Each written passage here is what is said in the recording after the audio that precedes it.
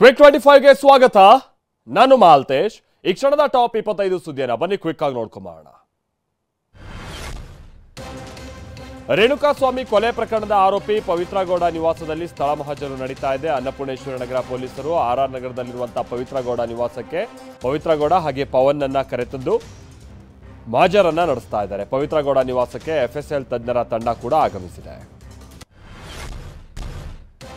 ರೇಣುಕಾಸ್ವಾಮಿ ಕೊಲೆ ವಿಚಾರವಾಗಿ ಸಂಸದ ಶೆಟ್ಟರ್ ಪ್ರತಿಕ್ರಿಯಿಸಿದ್ದಾರೆ. ಯಾರೂ ಕೂಡ ಕಾನೂನನ್ನ ಕೈಗೆ ತೆಗೆದುಕೊಳ್ಳೋಕೆ ಹೋಗಬಾರ್ದು. ಸೈಬರ್ ಕ್ರೈಮ್ಗೆ ದೂರು ಕೊಡ್ಬೋದಾಗಿತ್ತು. ಜೀವನ ಹಾಳು ಮಾಡೋ ಕೆಲಸ ಮಾಡಬಾರ್ದು. ಸಿನಿಮಾ ನಟನಾಗಿ ಒಬ್ಬರ ಜೀವನ ಹಾಳು ಮಾಡ್ತಾ ಇದ್ದೀರಾ ಅಂತ ಅಂದ್ರೆ ಇದು ಅಪರಾಧ ಅಂತ ಹೇಳಿದ್ದಾರೆ. A4 ರಘು ಅಲಿಯಾಸ್ ರಾಘವೇಂದ್ರ ಮನೆಯಲ್ಲಿ ಕಾಮಾಕ್ಷಿಪಾಳ್ಯ ಪೊಲೀಸರು ಪರಿಶೀಲನೆ ನಡೆಸಿದ್ದಾರೆ. 4 ಆರೋಪಿಗಳನ್ನ ಕರೆತಂದು ಪರಿಶೀಲಿಸಿದ್ದಾರೆ. ರಘು ವಾಸವಾಗಿರುವಂತಹ ಬಾಡಿಗೆ ಮನೆ ಮಾಲೀಕರಾದ ಗೌರಮ್ಮ ಬಳಿಯೂ ಕೂಡ ಮಾಹಿತಿಯನ್ನ ಸಂಗ್ರಹಿಸಿದ್ದಾರೆ. ದರ್ಶನ್ ವಿರುದ್ಧ ಏಕವಚನದಲ್ಲಿ ಶಾಸಕ ಅರವಿಂದ್ ಬೆಲ್ಲದ್ ವಾಗ್ದಾಳಿ ನಡೆಸಿದ್ದಾರೆ. ಹುಬ್ಬಳ್ಳಿಯಲ್ಲಿ ಮಾತನಾಡಿದ ಬಿಜೆಪಿ ಶಾಸಕ, ಆತ ಮನುಷ್ಯ ಆದಾನೋ ರಾಕ್ಷಸ ಆದಾನೋ ತಿಳಿತಾ ಇಲ್ಲ. ಸರ್ಕಾರ ಮಾಡ್ತಾ ಇರುವ ತಪ್ಪುಗಳು ಒಂದಲ್ಲ ಎರಡಲ್ಲ. ಸಮಾಜ ವಿರೋಧಿ ಕೆಲಸ ಮಾಡ್ತಾ ಇರುವಂತವರಿಗೆ ರಾಜಾತಿಥ್ಯವನ್ನ ನೀಡಲಾಗ್ತಾ ಇದೆ. ಅಂತವರಿಗೆ ರಾಜಾತಿಥ್ಯ ಕೊಡ್ತಾರೆ ಅಂತ ಅಂದ್ರೆ ಅದಕ್ಕೇನು ಹೇಳಬೇಕು? ಕ್ರಿಮಿನಲ್ಗಳು ಅದು ಕ್ರಿಮಿನಲ್ಗಳೇ ಅಂತ ಕಿಡಿಕಾರಿದ್ದಾರೆ. ತೈಲ ಬೆಲೆ ಏರಿಕೆ ಖಂಡಿಸಿ ಕೊಪ್ಪಳದ ಭಾಗ್ಯನಗರದಲ್ಲಿ ಬಿಜೆಪಿ ಬೀದಿಗಿಳಿದಿತ್ತು. ಅಂಬೇಡ್ಕರ್ ವೃತ್ತದಲ್ಲಿ ಪೆಟ್ರೋಲ್ ಡೀಸೆಲ್ ಬೆಲೆ ಏರಿಕೆಯಿಂದ ಜನರ ಜೇಬಿಗೆ ಹೊರೆಯಾಗಿದೆ ಅಂತ ಸಿಎಂ ಸಿದ್ದರಾಮಯ್ಯ ಸರ್ಕಾರದ ವಿರುದ್ಧ ಘೋಷಣೆ ಕೂಗಿ ಆಕ್ರೋಶವನ್ನ ವ್ಯಕ್ತಪಡಿಸಲಾಗಿದೆ.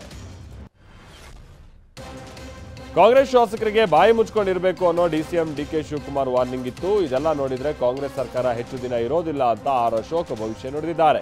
ಬಿಬಿಎಂಪಿ ಚುನಾವಣೆಯಲ್ಲಿ ಜನ ಬುದ್ಧಿ ಕಲಿಸಲಿದ್ದಾರೆ. ನಮಗೆ ಕಾಂಗ್ರೆಸ್ಸಿಗರು ಚೊಂಬು ತೋರಿಸಿದ್ರು. ಬಿಬಿಎಂಪಿ ಚುನಾವಣೆಯಲ್ಲಿ ಜನ ಕಾಂಗ್ರೆಸ್ ಪಕ್ಷಕ್ಕೆ ಚೊಂಬು ತೋರಿಸೋದು ಪಕ್ಕಾ ಅಂತ ವಾಗ್ದಾಳಿ ನಡೆಸಿದ್ದಾರೆ.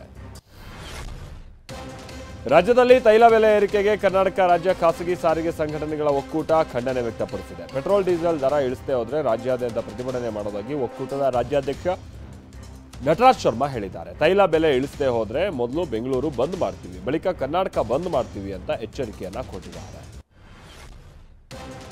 ತೈಲ ಬೆಲೆ ಏರಿಕೆ ಖಂಡಿಸಿ ನಾಳೆ ರಾಜ್ಯಾದ್ಯಂತ ಹೋರಾಟ ಮಾಡ್ತಾ ಇದ್ದೀವಿ ಅಂತ ಆರ್ ಅಶೋಕ್ ಹೇಳಿದ್ದಾರೆ. ಈ ಬಗ್ಗೆ ಬೆಂಗಳೂರಿನಲ್ಲಿ ಮಾತನಾಡಿದ ಅಶೋಕ್, ಪ್ರತಿದಿನ ಒಂದೊಂದು ರೀತಿಯ ಅಂತ ಹೋರಾಟ ಮಾಡ್ತೀವಿ. Siddaramaiah out going CM. ಮುಂದಿನ ದಿನಗಳಲ್ಲಿ ಸಿದ್ದರಾಮಯ್ಯ ವಿಧಾನಸೌಧವನ್ನ ಅಡಮಾನ ಇಡ್ತಾರೆ ಅಂತ ಕಾಲೆಳೆದಿದ್ದಾರೆ. ಪೆಟ್ರೋಲ್ ಡೀಸೆಲ್ ಬೆಲೆ ಏರಿಕೆ ಖಂಡಿಸಿ ಮೈಸೂರಿನಲ್ಲಿ ಕರ್ನಾಟಕ ಸೇನಾಪಡೆ ಬೀದಿಗಿಳಿದಿತ್ತು. ಮೈಸೂರಿನ ಆರ್ಟಿಒ ವೃತ್ತದ ಬಳಿ ರಾಜ್ಯ ಸರ್ಕಾರ ಸಿದ್ದರಾಮಯ್ಯ ವಿರುದ್ಧ ಧಿಕ್ಕಾರ ಕೂಗಿ ಆಕ್ರೋಶವನ್ನು ವ್ಯಕ್ತಪಡಿಸಲಾಯಿತು. ಕೂಡಲೇ ತೈಲ ಬೆಲೆ ಏರಿಕೆ ಹಿಂಪಡಿಬೇಕು ಅಂತ ಒತ್ತಾಯಿಸಲಾಗಿದೆ. ಸಿದ್ದರಾಮಯ್ಯ ನೇತೃತ್ವದಲ್ಲಿ ಸರ್ಕಾರ ದಿವಾಳಿ ಎದ್ದಿದೆ, ಹೀಗಾಗಿ ಜನರ ಮೇಲೆ ಬರೆ ಹಾಕ್ತಾ ಇದ್ದಾರೆ ಅಂತ ಕೇಂದ್ರ ಸಚಿವ ಜೋಶಿ ವಾಗ್ದಾಳಿಯನ್ನ ನಡೆಸಿದ್ದಾರೆ.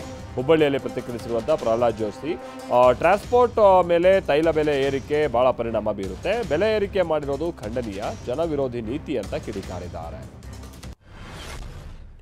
ಗ್ಯಾರಂಟಿ ಯೋಜನೆ ಜಾರಿಗೆ ತರೋದಕ್ಕೆ ಸರ್ಕಾರದ ಖಜಾನೆ ಬಹುತೇಕದ ಹಣ ಖರ್ಚಾಗ್ತಾ ಇದೆ ಅಂತ ಸಂಸದ ಜಗದೀಶ್ ಶೆಟ್ಟರ್ ಹೇಳಿದ್ದಾರೆ. ಈ ಬಗ್ಗೆ ಮಾತನಾಡಿದ ಸಂಸದ, ಇವತ್ತು ಜನಸಾಮಾನ್ಯರ ಜೇಬಿಗೆ ಕೈ ಹಾಕೋ ಕೆಲಸ ಆಗ್ತಾ ಇದೆ. ನೀವು ಬೆಲೆ ಏರಿಕೆ ಮಾಡೋ ಬದಲು ಗ್ಯಾರಂಟಿ ನಿಲ್ಲಿಸಬಹುದಲ್ವಾ? ಬೆಲೆ ಏರಿಕೆ ತಕ್ಷಣ ಹಿಂಪಡಿಬೇಕು, ಇಲ್ಲದೆ ಹೋದ್ರೆ ಬಿಜೆಪಿ ಹೋರಾಟ ಮಾಡುತ್ತೆ ಅಂತ ಎಚ್ಚರಿಕೆ ಕೊಟ್ಟಿದ್ದಾರೆ. ಯಡಿಯೂರಪ್ಪನವರ ಮೇಲೆ ಸರ್ಕಾರ ಷಡ್ಯಂತ್ರ ಮಾಡಿದೆ ಅಂತ ಸಂಸದ ಜಗದೀಶ್ ಶೆಟ್ಟರ್ ಆರೋಪಿಸಿದ್ದಾರೆ. ಈ ಬಗ್ಗೆ ಹುಬ್ಬಳ್ಳಿಯಲ್ಲಿ ಮಾತನಾಡಿದ ಶೆಟ್ಟರ್, ನಾಗೇಂದ್ರ ಹಗರಣದಲ್ಲಿ ಸಿಎಂ ಹೆಸರು ಬರೋ ಹಾಗಾಯಿತು. ಇದನ್ನು ಡೈವರ್ಟ್ ಮಾಡೋದಕ್ಕೆ ಯಡಿಯೂರಪ್ಪ ಅರೆಸ್ಟ್ ಮಾಡೋದಕ್ಕೆ ಮುಂದಾಗಿದ್ರು. ಬಿಎಸ್ವೈ ಮೇಲಿನ ಕುತಂತ್ರ ಇದೆಯಲ್ಲ, ಇದು ಅಕ್ಷಮ್ಯ ಅಪರಾಧ. ಇವತ್ತು ಹೈಕೋರ್ಟ್ನಲ್ಲಿ ನ್ಯಾಯ ಸಿಕ್ಕಿದೆ ಅಂತ ಹೇಳಿದ್ದಾರೆ. ನನ್ನನ್ನು ಮಂತ್ರಿ ಮಾಡಬೇಕೋ ಬೇಡವೋ ಅನ್ನೋದನ್ನ ಪ್ರಧಾನಿ ತೀರ್ಮಾನಿಸ್ತಾರೆ ಅಂತ ಸಂಸದ ಜಗದೀಶ್ ಶೆಟ್ಟರ್ ಹೇಳಿದ್ದಾರೆ. ಈ ಬಗ್ಗೆ ಮಾತನಾಡಿರುವ ಸಂಸದ, ಬೆಳಗಾವಿಯಲ್ಲಿ ಸ್ಪರ್ಧಿಸಿ ಅಂತ ಅಂದ್ರು. ನಾನು ಹೆಚ್ಚು ಮತಗಳ ಅಂತರದಿಂದ ಗೆದ್ದಿದ್ದೀನಿ. ನನಗೆ ಸಚಿವ ಸ್ಥಾನ ತಪ್ಪಿದೆ ಅಂತ ನಾನು ಹೇಳಲ್ಲ, ಯಾಕಂದ್ರೆ ಸಂಸದನಾಗಿದ್ದೀನಿ, ಕೆಲಸ ಮಾಡ್ತಿದ್ದೀನಿ ಅಂತ ಹೇಳಿದ್ದಾರೆ. ಕೇರಳಿಗರ ಸೆಲ್ಫಿ ಕ್ರೇಜ್ಗೆ ವಾಹನ ಸವಾರರು ಹೈರಾಣಾಗಿದ್ದಾರೆ. ಚಾಮರಾಜನಗರ ಜಿಲ್ಲೆ ಮೂಲೆಹೊಳೆ ರಸ್ತೆಯ ಜಮೀನಿನಲ್ಲಿ ರಸ್ತೆ ಪಕ್ಕದಲ್ಲಿ ಬೆಳೆದು ನಿಂತ ಸೂರ್ಯಕಾಂತಿಯ ಜೊತೆಗೆ ಸೆಲ್ಫಿಗೆ ಮುಗಿಬೀಳ್ತಾ ಇದ್ದಾರೆ. ಸೆಲ್ಫಿ ಬರದಲ್ಲಿ ಹೆದ್ದಾರಿ ಪಕ್ಕದಲ್ಲೇ ಅಡ್ಡಾದಿಡ್ಡಿ ವಾಹನಗಳನ್ನು ಪಾರ್ಕಿಂಗ್ ಮಾಡ್ತಾ ಇದ್ದಾರೆ.